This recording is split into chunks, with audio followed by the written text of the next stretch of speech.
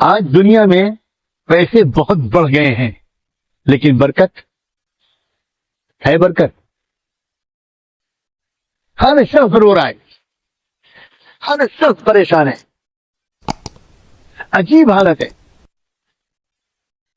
एक बार जहाज में बैठा मैं, मुझे किसी जगह अचानक जाना पड़ा, तो मैं एयरपोर्ट पहुंचा। मेरे पास पहले से टिकट नहीं था, लेकिन फौरी तौर पर मुझे बुलाया गया कि आपका आना जरूरी है। तो मैं पहुंचा। कौन सी फ्लाइट सबसे पहले मिल सकती है? तो उन्होंने कहा ये मिल सकती है, लेकिन इसमें सिर्फ फर्स्ट क्लास का टिकट बचा है, बाकी पूरा जहाज फुल है। मैंने अपने मेजबानों को फोन करके कहा कि भाई अगर इसी वक्त आना जरूरी है तो फिर बिजनेस क्लास का, फर्स्ट क्लास का टिकट लेना पड़ेगा। आप बिल्कुल फिक्र न करें, आप उसी टिकट से आए, आपका होना जरूरी है। मैं वो टिकट लेकर और वक्त पर जहाज में सवार।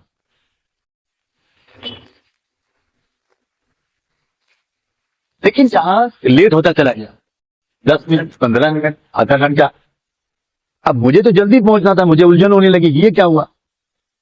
और कोई ऐलान भी नहीं कर रहे। जहाज में आमतौर पर अगर किसी वजह से ताखीर होती है तो वो ऐलान करके बता देते हैं कि फला वजह से जरा देर लग रही है, मुसाफिर लोग जरा माफ करें और बर्दाश्त करें। लेकिन कोई ऐलान भी नहीं करे। तो जहाज के अमले के नौजवान लड़के से मैंने पूछा, उसका जो नाम लिखा हुआ था उससे पता लग रहा था कि ये मुसलमान है। तो मैंने उसको बुलाया, मैंने कहा भाई ये फ्लाइट क्यों लेट हो रही है? तो उसने मुझसे कान में कहा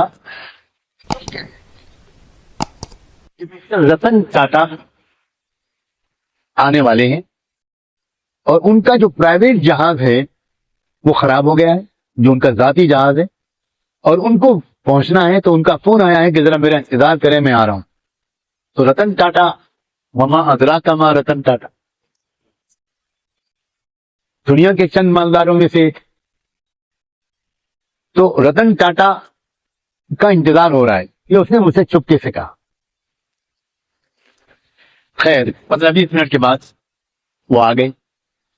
अब मेरी खुशनसीबी या बदनसीबी कि पूरे फर्स्ट क्लास में सिर्फ एक सीट खाली थी जो मेरे बगल में थी।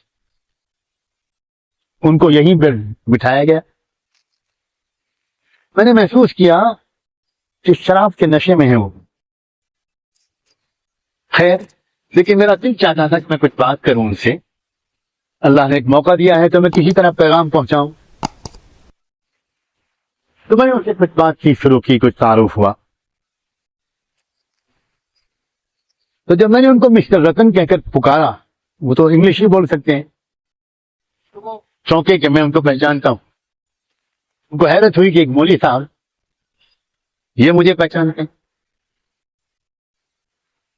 तो मैंने उनसे अंग्रेजी में बात की और मैंने उनसे पूछा, ये बताएं मिस्टर रतन, आप तो दुनिया की शायद सबसे ज्यादा खुश आदमी होंगे।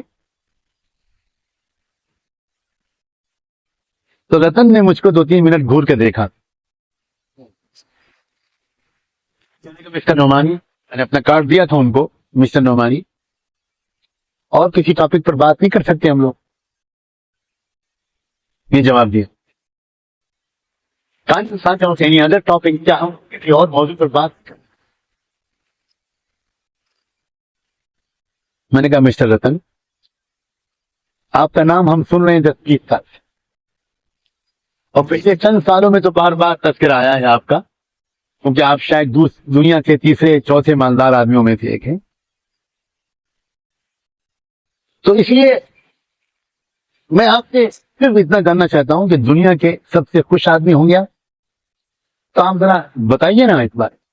तो रतन बोले, तुम्हारी साहब प्लीज, अगर और कोई बात नहीं कर सकते तो मुझे आराम करने दीजिए, मेरे दिल के तारों को मत छेड़िए।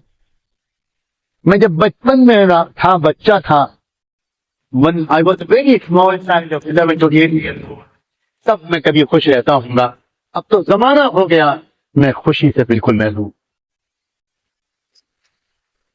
मेरा ख्याल में हमारी मस्जिद के मुअज्जिन भी ज्यादा खुश रहते हैं।